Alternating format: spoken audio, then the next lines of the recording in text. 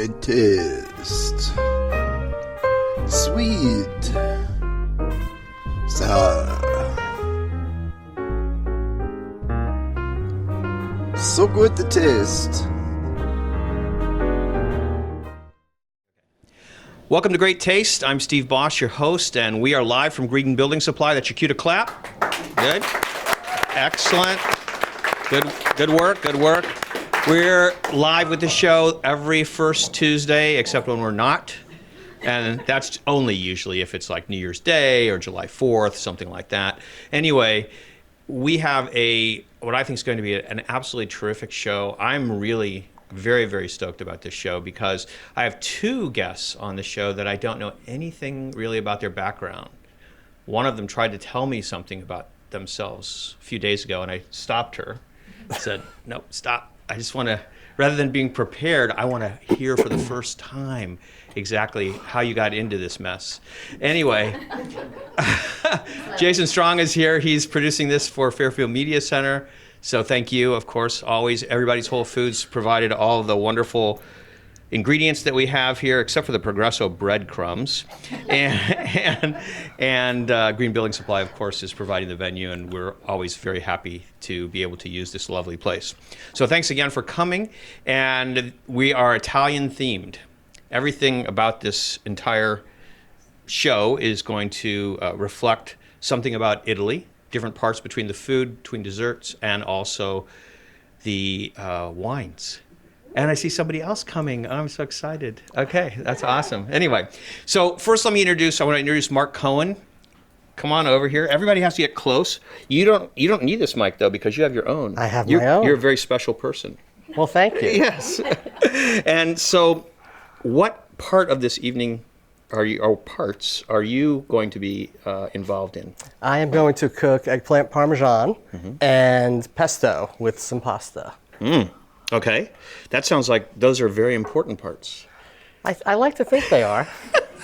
Well, then let's go. Tell us exactly what you're going to do. Okay. And we want to try to follow along here. Okay, great. So this afternoon I picked up ingredients from Everybody's, and I went home and I cooked some sauce.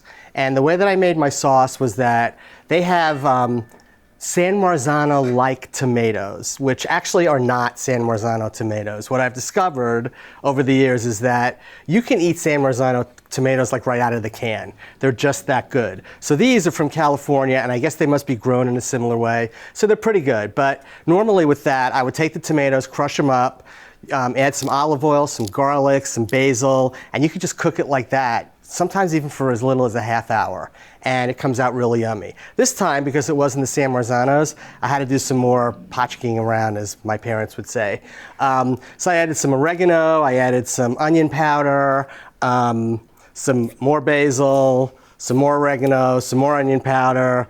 I actually even a tiny bit of sugar, and what's interesting about that is that when I first started to learn how to cook, I read that you're supposed to use carrots in tomato sauce. And that helps. So if you're making tomato sauce from scratch, it takes away the bitterness. Well, but then I was at one of my friend's houses where I grew up in Massapequa, and his mom used sugar.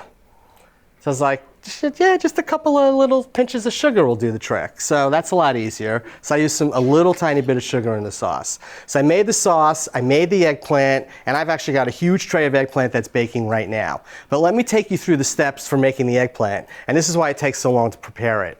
So I've got a little eggplant here, I've got some eggs, and I've got the Progresso breadcrumbs. So Steve and I were joking about the breadcrumbs. We were hoping that there would be breadcrumbs at Everybody's that we could use, but it's just not the same if it's not Progresso breadcrumbs.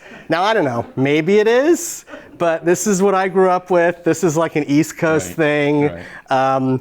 We figured it just had to be Progresso. Well, I was going to make your own. I mean, I was going to make them for you, like we'll say Progresso-like, right? but the best I could do, because they must have been out of, the plain panko breadcrumbs was lime cilantro. And I decided that was definitely not going to work. So I thought, let Mark bring his Progresso breadcrumbs. So he'll be so happy. Yeah, and even panko. No, panko doesn't work for my eggplant. I mean, I'm sure it works for some eggplant, but not mine. Not your particular eggplant. Right. Yeah. It's a Long Island eggplant, right. You know, I'm so glad that was Laura Cohen who butted in and mentioned that, which you won't even hear, but she was mentioning it was Long Island eggplant. So so you know what the stovetop's giving us a little bit of a problem I just want to get it going again. Okay, good. So this is really one of the first things that we want to make sure we tell people about, because you're making what I would call Italian American eggplant parmesan. And maybe a little bit later we'll talk a little bit more about that, because there certainly is a difference between the styles of cooking. Italian American cooking being its own style, as opposed to classical, we'll say, Italian cooking, which is really regional Italian cooking, depending upon the region. Now, this dish itself, the history of it is kind of interesting. So we'll get into that in a minute, but you will, not me, because I don't know the history. Fine, we'll do it that way. Okay, but we were going to talk about your history. Oh, okay, I can talk about my history. But go ahead. I'm sorry to interrupt. All right, so you can use a mandolin. That's really the best thing to do to cut the eggplant, because then you get really thin slices, and they're all really equal. And it's the thin slices, at least for me, and I know my wife, that make the difference. Because if you have really thick slices, sometimes the eggplant can be bitter.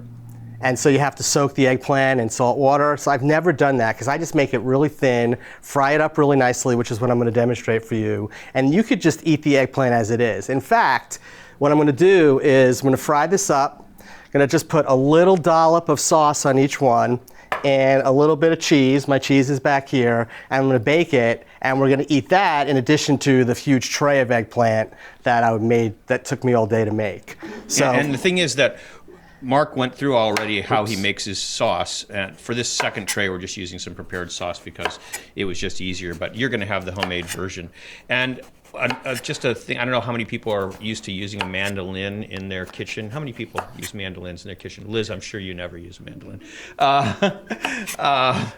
Just be careful, all right? Mandolin's a great tool, but it's a very dangerous tool in the kitchen. So they give you guards for reasons. And I've actually seen somebody do some interesting, I'm sure you've seen people do something interesting with mandolins. Yes. So anyway, be careful. Great tool, though. And eggplant, probably most people, if you look it up, 1/4 inch to 1/8 of an inch is the generally prescribed thickness of the slices, because that's what people who we'll say are really into eggplant parmesan, that's the way they look at it, not the big thick slices. Yeah, got to make it thin. So hopefully this doesn't gross anybody out. I've got clean hands, and what I've learned over the years, after making huge messes in my kitchen, and I still do make the messes, but what's easiest for me is I actually use my hands, and I dip the eggplant into egg wash, and then dip it into breadcrumbs. Progresso breadcrumbs. Yes, it has to be Progresso, and then fry. It's not quite ready. It's close. Well, you freaked me out by saying it was getting too hot. Yeah, you have to be careful with it. I'm going to blame it on you. Yeah, it's fine. My shoulders are very big. That's good. We can wait. But anyway, the point is that Mark's making another point that I think is really important. Just use your hands. I mean, everybody wants to use, stuff to pick up things with in the kitchen. I mean, use your hands. Get into cooking. It's like you can't get into cooking really if you're not using your hands. That's what they're there for. So use them. I agree. I used to use like a separate fork for the eggplant, and then there would be a separate fork that would take the eggplant from the egg wash into the bowl, and then I would use tongs to put it into the pan, and that would take like 5 times longer. And then I would be all crazy because, as you would imagine, once everything starts frying up, you have to have this assembly line going of egg wash and then breadcrumbs, and then you take the eggplant out and get the oil off of it. And so it's this big assembly line. Well, anyway, this is the way to do it. But of course, we will say that to take the eggplant out of the oil, it's probably a good idea to use tongs or something. That's true. Good point. I probably tried it the other way once, knowing me, and it did not end well. Now, you do have to, clean your hands every now and then. Okay. But. So it's really simple, obviously, to do this. And where did you learn how to do that? Whoa, we don't have a... So where did you learn how to do that? That is a good question. So I grew up on Long Island in a town called Massapequa. Oh, I forgot the egg wash. See that? A town called Massapequa. And a lot of people know Massapequa. It's actually a pretty famous town. Jerry Seinfeld grew up there. The Baldwin brothers grew up there. In fact, Alec Baldwin always mentioned it on 30 Rock. I only watched the times when he mentioned it, so that was kind of cool. Brian Setzer and the Stray Cats, for those of you who know that band, grew up in Massapequa. But probably our most famous resident of Massapequa was Joey Buttafuoco. Massapequa boy. Yeah. Joey and Amy Fisher, that all happened in Massapequa. My friends and I were like, really? There were prostitutes in Massapequa? Okay. That was our big takeaway from that whole thing, because we were teenagers at the time. So anyway, so I grew up in Massapequa, and we used to call it Matza Pizza, because it was a very ethnic community, lots of Italians, lots of Jews. The Italians were many Sicilians, but there were also a lot of northern Italians. I never really knew where they were from, because they just called themselves Nobledon. They were like, the dirty Sicilians are over there, we're the Nobledon from the north. And so I was friends with both, and so it was a really interesting dynamic. And so my mother got to be friendly with one of the Sicilians on our street, a woman by the name of Barbara Mandela. I played with her son, Joey. Of course, his name was Joey. And we played baseball together, and those two, hung out. And so she taught my mother how to make some of these Italian-American dishes. Baked ziti, chicken parmesan, eggplant parmesan, maybe a couple of other things. Oh, yep, thank you. See, this is what happens when I try to talk and cook at the same time. So she taught my mom how to do it, and then my mom would make it, and of course, we all loved it. Now, at one point, when I was a bratty, 16 or 17-year-old, both of my parents worked in New York City, and they got home pretty late. And I wanted to eat and go out and play and hang out with my friends. And so I kept really kind of complaining to my mom. It's like, can't you guys get home earlier from work? I'm hungry. Oh yeah, my brother's hungry too, but I'm hungry. And so at one point my mom was like, if you want to eat so badly, you go and cook yourself. So that was the start of my cooking career. And so at first it was like grilling stuff. But then, I started watching my mom. I started watching all the mothers at the houses that I went to in my neighborhood, learned some Northern Italian stuff, learned some Sicilian stuff. And then, since I really liked the Parmesan stuff, I really paid very close attention to the way my mom did it. And then I just started experimenting. And so there are some things that I do that my mom definitely doesn't do. And of course, I think mine is better. But, mom's is pretty legit, right? Certainly you loved her chicken parm. Oh, now that's interesting because people can't hear you. So Mark was just, I don't know what the right word is, but anyway, Laura Cohen, his wife, just said that Mark's mother's chicken parmesan is actually better than his. So that's interesting, right? You feel okay? Is that all right? I'll be okay. All right. So that's how I learned. Beautiful. Oops. And do you do a lot of Italian cooking today? Is that your go-to? It is one of my go-tos. Mm-hmm. There's not great Italian in town, and I've only been invited over to the Malloys once, so I can't get Vicky's cooking. So it's really not many places to get Italian food. And for me, it's actually kind of like soul food. I just spent so much time at the Italian kids' houses that I just ate the most amazing food. And one funny story that it just stays with me forever is, so on Christmas Eve, now I've been told that on Christmas Eve, Sicilians do like a full fish and shellfish dinner. And that's what we had. And so I used to do it at my friend Tommy DiPaola's house. And his grandparents would come in, and his grandparents were literally like right off the boat Italian. And I'll never forget, every time I went there, and I went there for, 20 years or something, every year he'd go, you're a nice boy. I have a Jewish friend. It was nice he was thinking, he was looking out for you. He was. It's great. He was. It's awesome. Yeah. And of course, my buddy would have the eye roll, and his sister would have the eye roll, and the parents wouldn't even look at each other. That's great. Okay, so any other tips that you need to offer us about the Parmigiano? Well, yes. I mean, certainly when, the frying part, you have to be very diligent with frying because certainly, you don't want to burn it. And I have to admit, there are a couple of highly done pieces in the one that I'm baking. But really, this is the color. This is the color that we want on both sides. This is when it gets nice and crispy. So you can see on this side, it's not quite done yet. But this is the color that we want on both sides.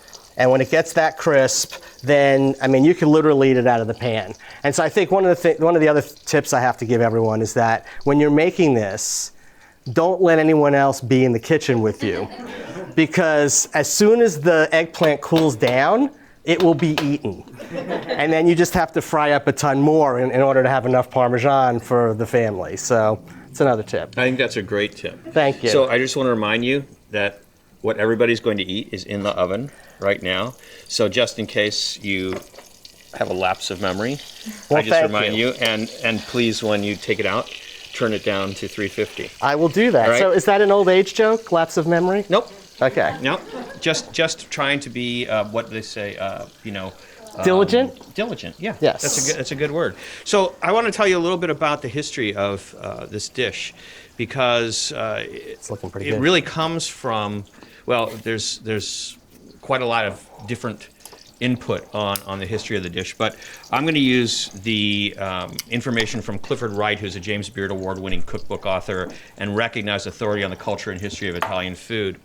Because some people say because it's called eggplant parmesan that it came from more in the north because that's where Parmigiano comes from, but I don't think anyone really believes that actually.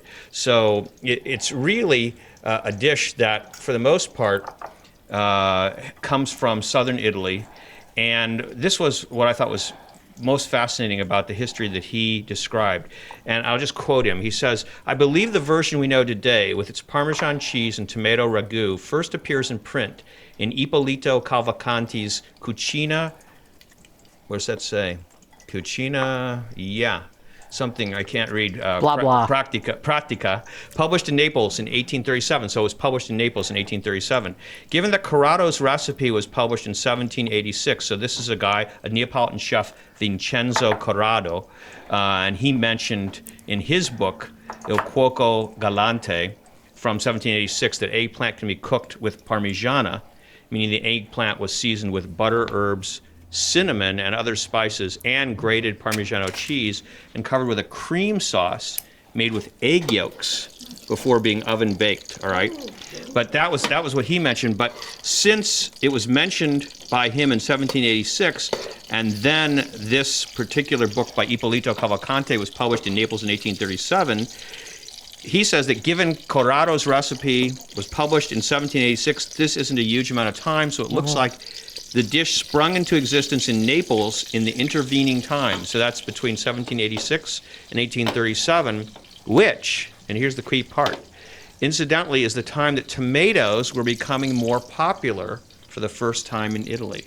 So it makes total sense that that's kind of like the history of the dish. Today, it's a very intimate part of Sicilian cuisine. It's a part of Campanian cuisine, which is which is Naples in Campania. And we're also going to talk about how different foods then play with other types of foods, we'll say, or beverages from a particular region. And so I want to ask Krista Matthes to come up right now because she is the proprietress of Somm Wines. And please, come on over. And we're going to talk, So we're going to talk a little bit about a particular wine that comes from the same region where this dish was born, the region of Campania. And that is... the Aglianico, yes. So tonight you will be having a little taste of an Aglianico wine. Aglianico is the grape coming from Campania. If you look at the map of Italy, Campania, I always say, is kind of like the upper boot laces, I guess would be a good way to put it. Or like the shin of the boot, when people like to talk about Italy as like a boot shape. And it does have, again, a lot of historical references, as he was saying, with Naples being there, which wasn't that like a former capital of Italy for the longest time? It was actually a very important city in before Italy became a country, right? Yeah. And it was the largest shipbuilding center in that particular area of the world. It was a very rich city, and then you get into the history of when Italy was united, what happened, and we probably don't want to do that. I know. right now. Then moving to Rome and all the other things. And wine is very similar to sort of the history of how governments are made as well, where they have what they consider like their king grape or queen grape of a region, and Aglianico is definitely the king of the Campania region. This is also very close to where like Mount Vesuvius is and Pompeii, so that history is like super important to them as well. But it just has a really lush sort of mouthfeel to it. When you're talking about eggplant and Parmesan in general, you have definitely more of a meaty texture to it, a very thick sort of vegetative, hardiness. So you need a wine that's going to stand up to that, but is not going to be overwhelming. And I think Aglianico really fits the ticket on that. It's got some great jammy fruit on the forward, some really beautiful dark blue and red fruits, but the structure is just about medium plus, medium plus on the mouthfeel. So you're not being overwhelmed. You can still enjoy the tomatoes and the sauce and kind of the hardiness of the dish without being overwhelmed with the wine. It's very complimentary. And then the producer that we're going to be drinking a little bit from tonight is Mastro Berendino, who is one of the oldest, definitely oldest in Campania, producers in the region. They are on their 13th generation. I mean, it's just crazy. And they really went through a lot of changes after World War II. They came back from war, found, their vineyards just absolutely pillaged. Phylloxera, which was a bug infestation that had hit, and really had to do a lot of rebuilding and regrowth. So even though they have a rich tradition and many hundreds of years of producing wine, they're still very modern in their approach because they've had to kind of reinvent the wheel after a lot of the stressors that they've had. So I want to say they're on their 13th generation as of now, with making Aglianico is kind of, again, their prize focus. And then they also do a Greco, and then they also do a Fiano, which are both white grapes. So the reason that I wanted to do the Aglianico, besides the fact that it goes very well with this particular dish, and it's delicious, right, is because I wanted you to kind of give people a little bit of a look into the world of wine from that particular vantage point, which is the vantage point of looking at wines that are using, for example, indigenous grapes to a particular region. Yeah. And because that is kind of, I think, more... It's happening again, we'll say, in the wine world, whereas a couple of maybe 20, 30 years ago or whatever, there was it wasn't really in favor, we'll say. No, Aglianico actually fell out of favor quite a bit with sort of the rise in the U.S. market, because the U.S. market started pushing varietals like Zinfandel in the California, industry, and people were looking at some other warm climates like Australia to really sort of further that big jammy fruit that the Aglianico possesses. But again, because of such a rich history and sort of the Italian focus on tradition being so incredibly important, and that's why I always remind people with Campania, you're talking about Mount Vesuvius, you're talking about Pompeii, you're talking about these ridiculous historical places and facts that no one will change, anytime soon. So their sort of impression in the world market, and also their sort of focus on tradition, is what's kept the Aglianico grape moving. I believe Mastro Berendino was the first to import to the U.S. as well with that varietal. So that's huge. They've just kind of had their trademark, I guess is the best way to put it, attached to that grape for the existence of their modern program. And then also with the Greco and the Fiano grape, you don't really see it produced anywhere besides Campania well. And it's because of the soil. It's got this really loomy kind of sandy soil. The Aglianico grape, because it is a thicker grape, kind of like a Zinfandel. It does like to be stressed. It likes to have dry farming. It doesn't want to be nurtured and taken care of. It wants to have, some real struggles. And that region there definitely allows that with, having more of a coastal climate and more of a warm sun. I think it's really fascinating because this world is exceedingly complex, I think. And so maybe share a little bit about your background. One thing that Krista does is she is an amazing educator. So if you haven't had the opportunity to listen to her, this is a great opportunity. I'm thrilled to just listen to you talk. But I'd like to know a little bit about well, that's the way I feel about what people think about me, that they Don't ask me to cook them. Seriously. Do not. No. So, it's funny because I think you and I were, or maybe we hadn't discussed that yet. People always ask, how did I get into the wine business, or how was that my focus? And, did you go to school for this? And, when I was coming up 15 years ago, there was no plan or determined path. It was just, I was working in the restaurant business for many, many years. And I remember having a really harsh weekend of just really crazy, crazy hours. And I said to a friend, I only had fun the last few days talking about wine. Like, that was literally the only shining moment in my day, was when I got to talk to guests about wine. And maybe this is the thing that I really enjoy. And I always figured I'd be an educator of some kind. I have a degree in English and art history. I'm a total book nerd. That's the way I am. And so wine in general is always continually changing. Every vintage is different. New producers are coming up. Again, with a lot of our climate change issues, this is a hot button with a lot of us. How are we going to not only keep the industry thriving, but change, with the different weather patterns and diurnal shifts and temperatures, and a lot of these mountain fruits are, dealing with 50-degree differences from morning to night. That's huge because of a lot of the different things that we have going on. Some people are getting more water than they've ever seen. They don't know how to handle that. So just the ever-changing world of it, and the constant education, and then being able to educate my guests about it is kind of the part that I love the most. And so how did you get into wine? So I was working at the MGM actually for Emeril Lagasse for 5 years.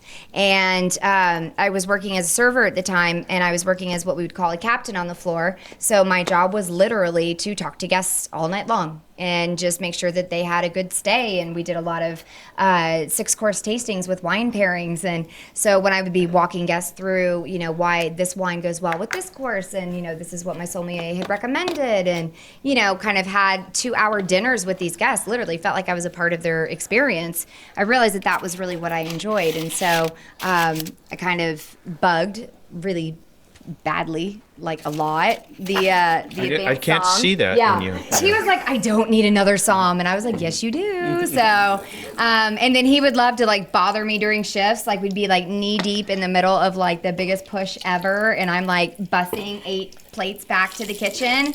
And he's like, smell this, what is it? And he would be blinding me in the dish pit. And I'm like, that's so rude. And I nailed it every time, So finally he was like, all right, she's got to know she can do the job.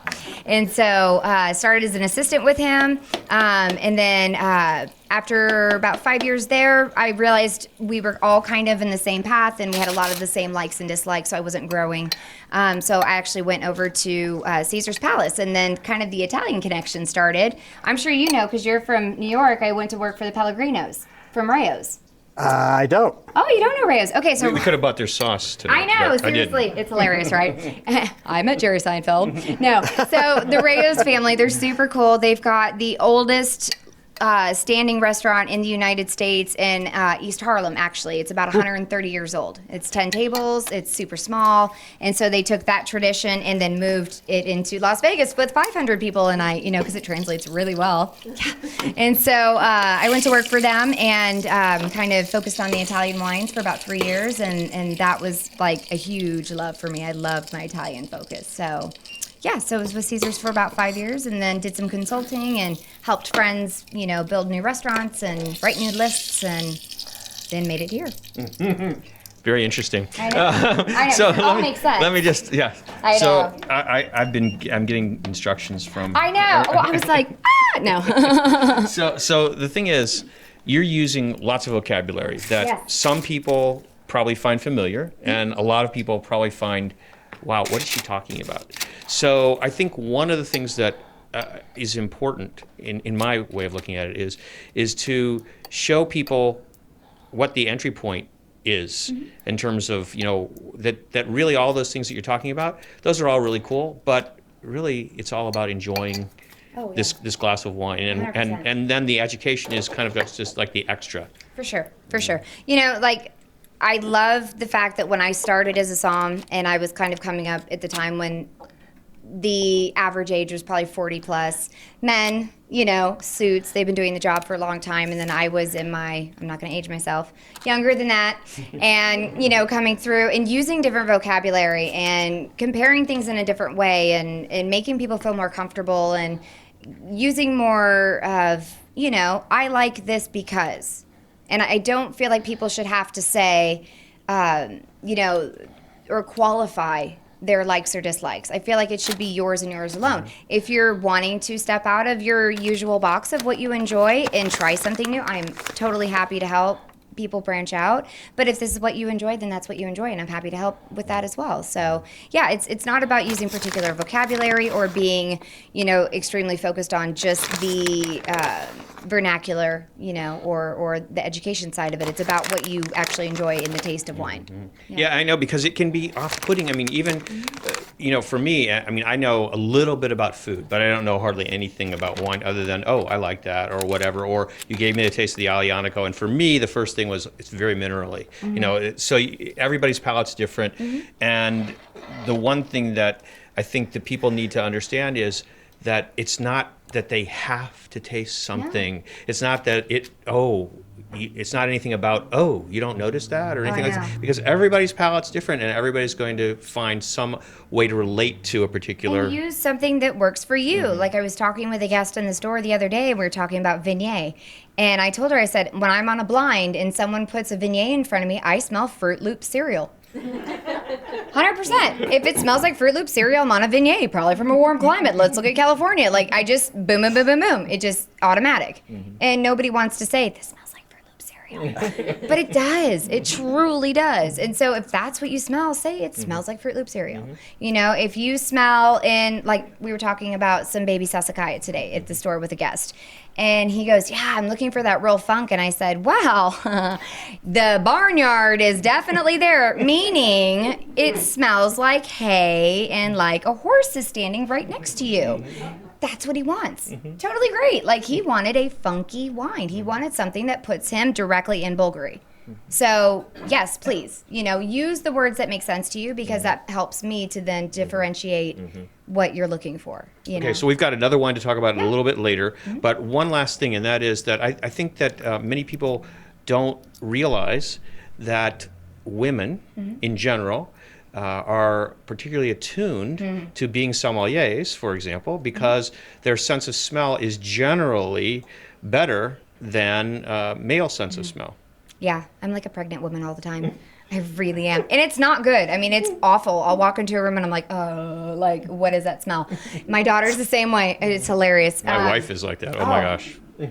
So it's not always preferable, but we were doing a tasting for First Friday, and I opened a bottle and I didn't even have to move the corkscrew any further than this, and I went, well, that's bad. That's like how sensitive I am to smells and tastes and things. So, yeah, women's brains are just, it's almost like schematically, we are just functioned to not only have more receptors, but we're actually storing the memory profile of smells and tastes and sensory things differently. And I think it's because men are just sort of more analytical and like tactful in things that they do, and women are usually more about expression, and it's just a different way that our brain works. But yeah, a somm has to be able to smell something once and then be able to retrieve that memory 10 years later. And so that's the fun part.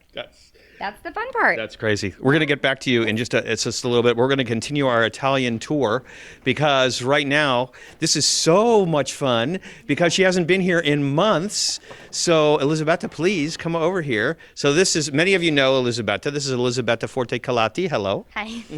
We're so glad you're here. It's so much fun. And so you're visiting for a month, right? Yes. And it just worked out, right? And so, okay, what are you going to bake? So I'm going to bake a crostata. I'm not going to bake my great-grandfather secret recipe because I cannot show like the recipe. So I'm going to bake a different one. The taste will be a different, the taste will be a different, but like the passages and everything, I'll do the same. Okay, so you won't share with us this. I think there was another dish that you guys made, your family made one time, where you were kind of like, no, we can't really tell you because then we'd have to die or something like that. I don't know what it was. But anyway, I'm sure this will be delicious. And this is something really simple that everybody can do, whether you're a good baker or you don't you're hesitant to even try baking. And I think that if you just watch and listen to Elisabetta, you'll be able to go home and do this. Am I right? All right, go ahead. Tell us what we need to do. And don't forget, you have to stay close to the mic. So if you need to move all that over there, yeah, that's fine. Just move it wherever. Just wondering if I could. Oh, quiet, please.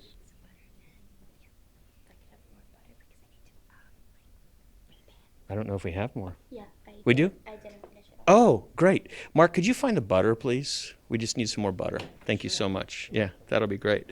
So tell us a little bit about what's going to happen exactly here. You're welcome. So first of all, we're gonna mix in the flour. And all this is going to be by hand. You don't need any machinery or anything like that. It's all You can choose it too. right. Just stay close. I'm going to move this so you have plenty of room. Because otherwise I'm going to get disciplined over here. And I don't want Jason to discipline me. So, all right. So first we're gonna put the flour in a bowl. Then And about how much is that? That was 100 and what? that was 300 grams. 300 grams. Okay. I'm gonna add 130 grams of sugar. Okay. Then I'm gonna add the butter, which I kind of left out because it's usually better to use butter that has been set down for a bit. When you see that the color of the butter turns out yellow, like a yellowish color, then you can it has better taste. It's warmer. Yes, but it has a better taste. Okay, so we've got 300 grams of all-purpose flour, by the way. 100 grams, this is an organic sugar. And then we've got how much organic butter do we have here? 100 grams? 120. 120 grams, okay. And then we're just going to go add on the lemon zest, one whole lemon zest. So one whole lemon. It's about a medium to extra, maybe medium to small, small on the large side, we'll say, whole lemon, and you zest the whole lemon. Yeah. And then we're just going to add one whole egg plus yolk. Another. So one whole egg and then another yolk. Yes. Okay. May I please have a spoon? Sure. You want to go get it? Yeah. That'll be great. So while Elisabetta goes to do that, I'll mention that the next show is Tuesday, September the 3rd. So that's the day after Labor Day. So I know you all won't have anything to do. You'll all be very fresh and wide and awake. And I'm still waiting to see exactly what's going to happen because our guest actually broke her wrist that we were supposed to have. So she had to back out. So we're going to see what happens. But one of the things that I'm thinking about doing, because there's so many people who think they're so into their Instant Pots. Anybody here that's really into their Instant Pots? One person there, two? Okay, your wife? You are? Okay. So we were thinking, and I love my VitaClay, which is not anything like that, but it's a pot. And so I was thinking that one of the things that we should do is we should have the Instant Pot and then the VitaClay and do the same exact recipe and just see if we notice any differences in terms of the tastes or the textures or anything like that. So I think that may be one thing we'll do because it sounds like it could be fun, actually. One will cook in like 10 minutes because it'll use the pressure cooker on its electronic board, and the other one will take like an hour, so it'll be perfect, and I think it'll be really interesting. So one will cook in stainless steel, the other will cook in clay. So we'll see what happens. Okay. So now we're just gonna. One hand is gonna. How do you say this? Hold on to the bowl to keep it stable. Yeah. Mm-hmm. And then the other one is just gonna mix in. So we're just gonna do this. Okay. So show that motion. Show that motion again. Just pick it up. Can you see? Can everybody this. see that motion? Yeah. Okay. So it's basically, you're just putting your palm down and then twisting to the right. Okay. So that's continuous motion going around the bowl to mix all the ingredients together. Oh, continuous motion going around the bowl to mix all the ingredients together and make sure they get mixed really well. Mm-hmm. So how long are you going to do that for about? Until everything is combined. Mm-hmm. Yeah, and Okay. then that's it. So how's your family doing? There's a lot of you, right? There's 6 kids in this family, and you're back in Milan, right? Mm-hmm. Mm-hmm. Yes. And how's everybody doing? Good. And they're missing you? Yeah. No. Well, we're missing them, so that's good. And when Elisabetta's been here before, her younger sister Carlotta was always here. So Elisabetta was baking, and Carlotta was doing a savory dish. So we had Mark a substitute for Carlotta this particular time. So, all right. So what have you been up to? Anything exciting? Not really. Okay. All right. So about how long, did I ask you about how long are you going to do this? I said until everything is combined. Ah, excellent. Okay. Are you looking for a particular texture or anything that we need to know, anything that we need to look for other than the fact that it's all well combined? You feeling something in particular? You know, it's everything, the texture is coming together basically? Butter has to be all mixed in, and you have to see like no more flour around. That's pretty much it. Okay, so it's not like you don't want a crumbly texture, for example. Oh, no, you want like... You want everything incorporated. Yeah. Okay, perfect. That's perfect. So I guess it depends how strong your hands are. Then you can see how fast you're doing it as to how long it's going to take you. Like going to the gym. Oh, yeah. I bet, actually. I can't think of anything I do at the gym, though, that actually uses this particular type of motion. When you do this with your hand, the like this motion, then it's gonna weigh more like around this part of your arm. So then like you're getting more strength in this part of your arm. So really what you're saying is that in order to get the proper exercise, you need to do it with both arms, you know, so you can... No, the other arm doesn't work. I love that. Okay, so now tell us what's going to happen after this, because I want to make sure that everybody knows in case we don't get back to actually seeing you do it. Oh, good. Excellent. So is there a particular pan that you have to have for this, or? Not really. I just use... 1 second. It's like an open pan, like that you close and open. So we have one that's already finished over there. Oh, okay. So that's now. Why am I? That I'm using. It's this one. Yeah, it's a springform pan, right?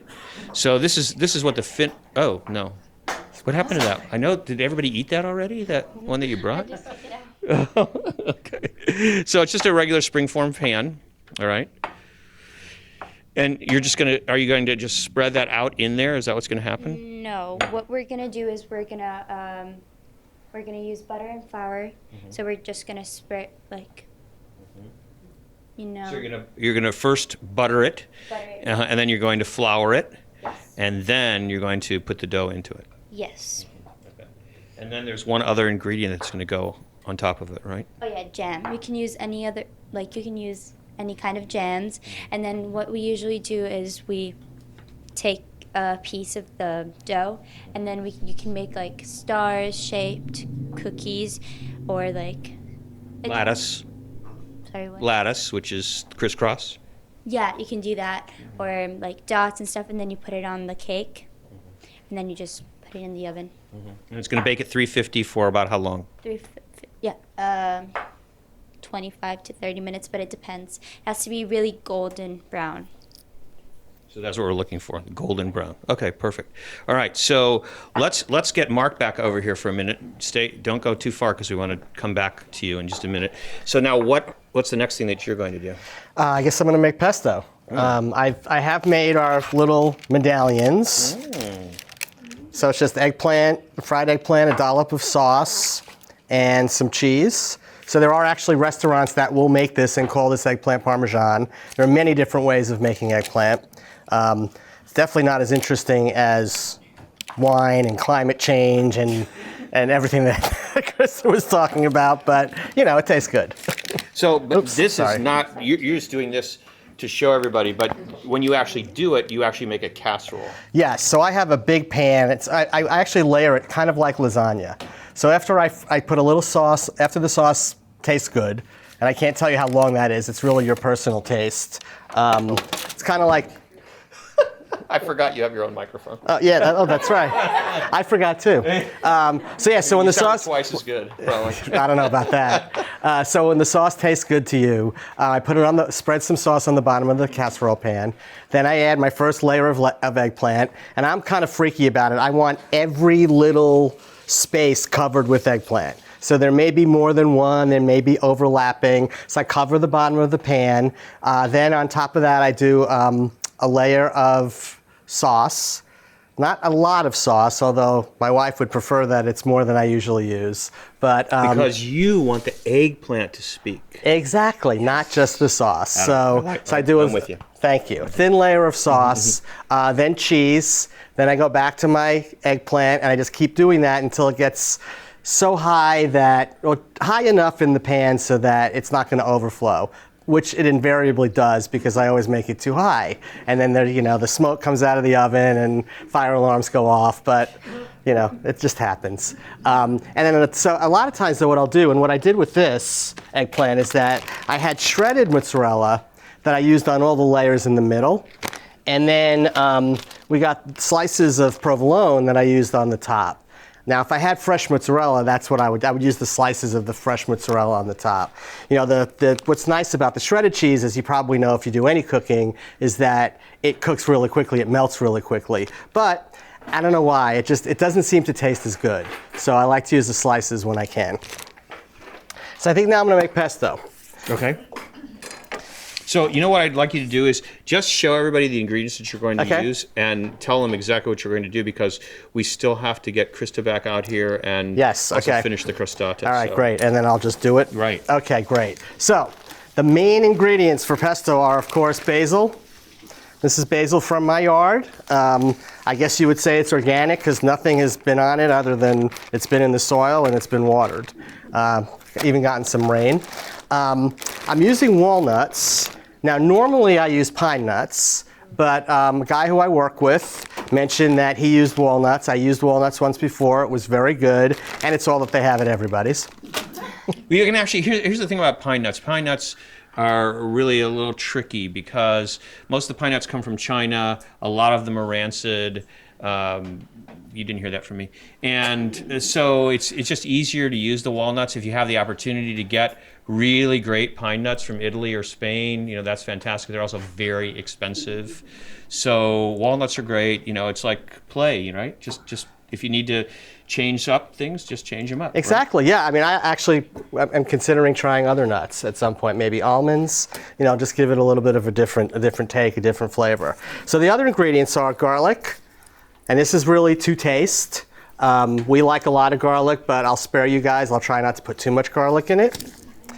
And then, of course, where is olive oil? And so what I will do is I will use a little bit of olive oil in the bottom of the blender, and then I'm sorry, one more. Yes, Parmesan. So hold on. Let me get off camera for a sec. Where's the block? Where'd that guy go? I don't see the block of cheese. Well, I had a block of cheese. So what I did beforehand was I took a nice block of Reggiano. It is Reggiano Parmigiano. Parmigiano right? Reggiano. Parmigiano Reggiano, and I grated it. In fact, what I did was, sorry, I'm gonna move again. Where's my little? This is a professional grater. show. Yeah. Well, I had a grater here somewhere. Just tell us what you did. Well, yeah. So I have a little hand. No, I have a little hand grater. Oh, I saw that. Oh, yeah, here's the block of cheese. In case you guys don't know what a block of cheese looks like. Oh, yeah. And then this is one of the best devices that you can have if you like to grate your own block of cheese. Because when you look at this, you wonder, how am I going to make this into this? And I actually saw someone using this at a restaurant in New York City, and I was like, oh my gosh, that is like the utensil of my dreams. So I asked them what it was and where I could get it, and that's why I own one of these now at home. So, it takes a little while. As you'd imagine, you have to, cut off a block of cheese, and you put it in here, and you grind it and grind it and grind it. But it's definitely better than using one of these. So is there any particular order that you're going to put these into the Vitamix or into a blender? Or yeah, great question, Steve. So I will put in some olive oil, then I will grind the garlic. And actually what I'll do is I'll actually smash the garlic first. So this is something I actually learned from a kind of a cooking school that I went to in New York, where we actually kind of a cooking school. Oh yeah, I should have known that was going to draw some attention. So I worked at an ad agency, and we were trying to figure out a really cool party to have, and something that was different. And so somehow I stumbled upon these guys in New York. They were chefs, and they had this huge loft. And what they did was they would teach you how to cook your own meal, but using chef techniques and chef tools and only the finest ingredients. And you would all get together as a team. Each team would cook a dish. They'd get you, a great wine pairing based on the meal that you had, and then you would cook it and eat it together. Nice. And so while we were there, I learned a lot of great tips that I hadn't known before.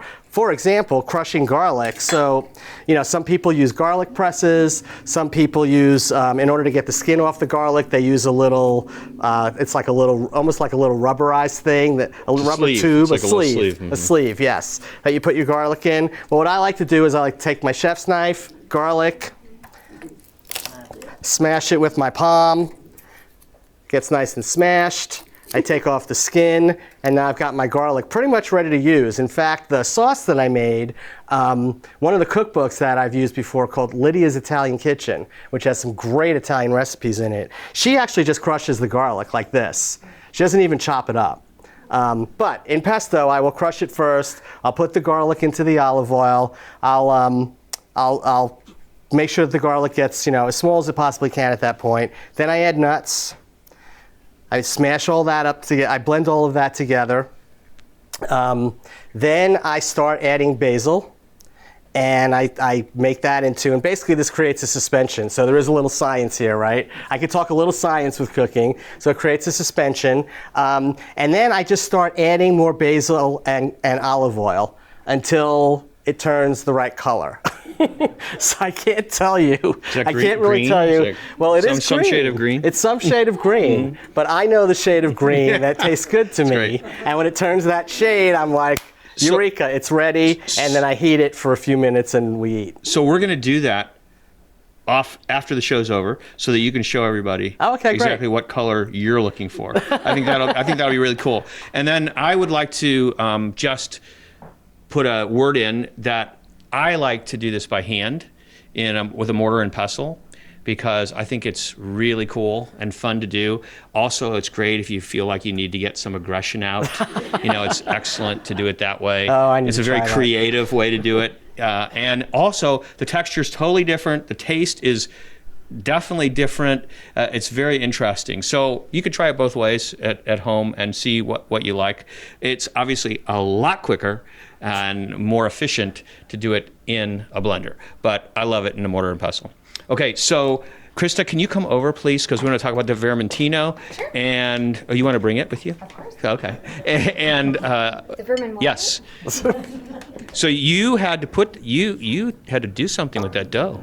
Yeah, you usually want to put it in the fridge for over 30 minutes, but since we don't have time, you just put it for a bit, and then you can use it. Okay, so are you gonna be able to show us exactly what's gonna happen afterwards too? Okay, but is there any particular trick or that we need to know about, since we're probably gonna do that after the show's over too? In terms of rolling it out in there?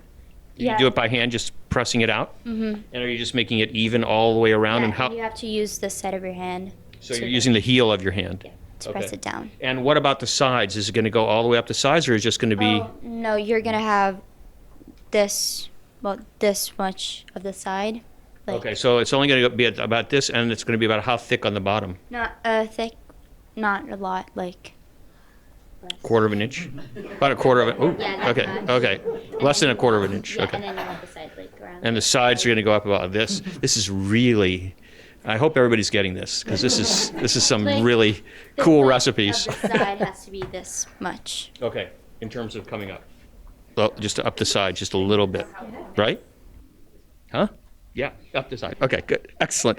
Okay, so do you want to show everybody the one that you finished? Oh, yeah. Do you want to bring that over? That would be awesome. Okay. So we're going to see, so you can actually see the finished product, and then Elisabetta will show everybody how to do it afterwards. So that's what you mean about how it comes up the side a little bit. You're right. Okay, so that's beautiful. Really, really pretty. Can you hold it while I turn it a little bit? Let me just do that. Okay, there we go. Isn't that pretty? Beautiful. Okay, so Mark's going to make pesto. Yes. And pesto is generally associated with Liguria, which is another Italian region in the northwest. And so we have a wine that Liguria isn't like it's not like standout in terms of its wines. I mean, I like Pigatto is a really nice wine from Liguria, so that would be perfect with pesto with can't even talk pesto alla Genovese. But you've picked something that is also really, really good with it, and also one of my favorite grapes, which is a Vermentino. Right, and Vermentino is kind of if you're having a question as to what should I pair this with, because it has a bit of a strange, like pesto to me kind of has a very strong, in particular flavor. Cilantro is another one, paprika, like some flavors you're just wondering in your mind, this is not going to pair well with most wines. Vermentino is your get out of jail free card. Truly. Vermentino. So this comes from a very small region in Tuscany called Bulgari, which if you're talking about where we were initially looking to match up with the history of the food today, just a little bit further south, but still coastal. So Tuscany proper, Bulgari would go just a little bit further, obviously on the coast. And this is actually a relatively new DOCG area for Italy. So DOCG is just the qualification that they give it, which just means in very long Italian that it's guaranteed from this zone. And Bulgari just actually got its classification in '94. So in the, hundreds and hundreds and hundreds of years of Italian wine, this is actually pretty impressive. The Vermentino that we're going to try today actually comes from the Antinori family. So again, talking about some serious quality history. We had discussed earlier, the Aglianico is on their 12th generation of producers in that family. These guys are on their 23rd. So these guys go back as far as dukes of this and, married into that. And they have all divided up the family estate probably a million times over. And everyone has gotten their dowries and their bridal this and their husbands that. But I'm telling you, their wines are phenomenal. The amount of history that goes into making these wines is both stellar, but they're also using some more modern technique as well. So again, with Bulgari being a relatively new DOCG area, they're doing things a little bit more modern in their mechanizing with harvest, with doing more green harvest, so that, and basically what that means is they'll go out and do kind of like an early pick, and if it looks like a certain area is not ripening well enough, quick enough, they'll actually pull a lot of the fruit off of those vines so that the fruit that remains can actually get all of the pleasure that's left in the remaining season. And they also like to do a lot of whole pressing as well. So what that does is it gives a little bit of the stems and a little bit of the leaves and a little bit of kind of the earthy oomph that goes into the wine. Its chance rather than just going whole berry. So again, using a little bit more modern approaches, kind of changing things up according to season. Again, we've had some climate issues, but just really doing Vermentino serious justice and putting it back on the international radar as, again, everyone's get out of jail free card for food pairings. But I love it because it has almost a hint of sweetness to it. So for people who are just now stepping into the world of wine, it's very pleasing on the palate. It's got some great stone fruits, really, really super tropical, and the minerality is there 100%. So something like pesto, it can still cut through on that kind of heavier weight sauce. And it's also it's another area where Vermentino is really prized is Sardinia. Oh yeah. And so it's really good with fish. That's another thing. Oh, for sure. Yes, mineral. So and I always let people know, like if a grape is particular in that spot, like I was discussing certain French wines with a guest earlier this week, and I said they're known for their oysters. Their oyster beds are really phenomenal in that region. So yeah, rosé with seafood all day long. Vermentino, this is on the coast of Italy. Obviously, a lot of fishermen, a lot of seafood in that area as well. The food tends to mirror the wine, and the wine tends to mirror the food when it's a natural grape from that area. Fascinating. Could everybody come in? Elisabetta and Mark, thank you guys so much. It's really been fantastic to have you all here. Can't wait to taste all the wonderful food that we have. And Krista Matthes is the proprietor, I don't know, of Somm Wines. Yeah, she's the wine lady.